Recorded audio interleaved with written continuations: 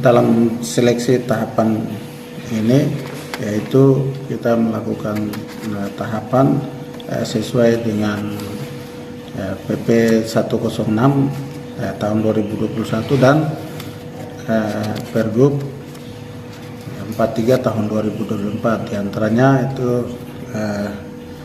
pengumuman dan pengusulan calon, kemudian verifikasi dan validasi. Khusus untuk verifikasi dan validasi ini tahapannya sudah dilakukan sesuai dengan pasal 78 PP 106 tahun 2021 adalah Pansel melakukan seleksi setelah penetapan hasil verifikasi dan validasi administrasi dokumen persyaratan. Di dalam rundown kita waktu ini tanggal 9 telah menetapkan 26 calon dari 34 yang mendaftar. Di sini kami seleksi dari masing-masing daerah pemilihan, yaitu dari web Yavi dan Towe itu 6 orang, kemudian dari Waris 3 orang, dari Senggi dan Kesnar berjumlah 5 orang, yang lolos seleksi 4 orang, kemudian Arso Timur Manem yaitu berjumlah 4 orang, yang lolos seleksi 3 orang, kemudian yang Arso Skanto dan Arso Barat itu berjumlah 16 orang, dan lolos seleksi administrasi dan validasi itu berjumlah 10 orang. Dari sini kita dalam pelaksanaan verifikasi dan validasi itu kita melakukan ada beberapa hal-hal yang menjadi persyaratan ketentuan itu. Kemudian ini belum seluruhnya kita melakukan tahapan administrasi.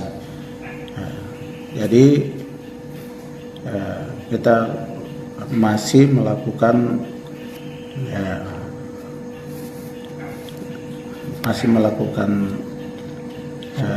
pencairan data, yaitu dari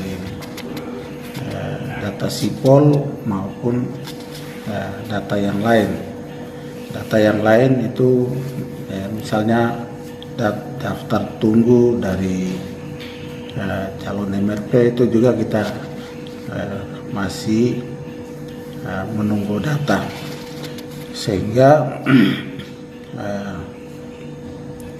kita dalam yang lolos 26 orang akan melanjutkan tahapan selanjutnya, yaitu seleksi tes tertulis dan wawancara. Hasil pada hari ini itu nanti akan diumumkan, besok sudah bisa diumumkan. Kemudian alasan-alasan di mana dari 34 orang itu 8 yang dinyatakan tidak lengkap itu ada beberapa tahapan. Yang pertama, panitia tetap mengacu kepada usulan dari musyawarah dari masing-masing wilayah. Itu yang menjadi patokan dan tidak mengakomodir yang mendaftar langsung ke sekretariat Kesbangpol.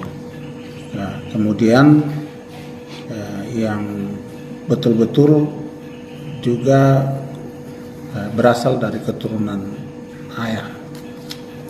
Marganya marga suku setempat, marga suku setempat dari beberapa wilayah pemilihan. Kemudian dalam persyaratan ini juga ada juga terdapat rekomendasi kepala suku yang diragukan. Kepala suku yang diragukan sehingga itu menjadi satu kendala, karena ini kedapatan ada rekomendasi-rekomendasi yang di luar dari kepala suku. Kemudian ini juga kami sarankan bahwa ini menjadi satu pembelajaran di mana kita harus ikut patuh kepada aturan yang ada. Dan di sini kami Pansel tidak berpatokan kepada siapapun, tetapi kami tetap mengacu kepada peraturan pemerintah 106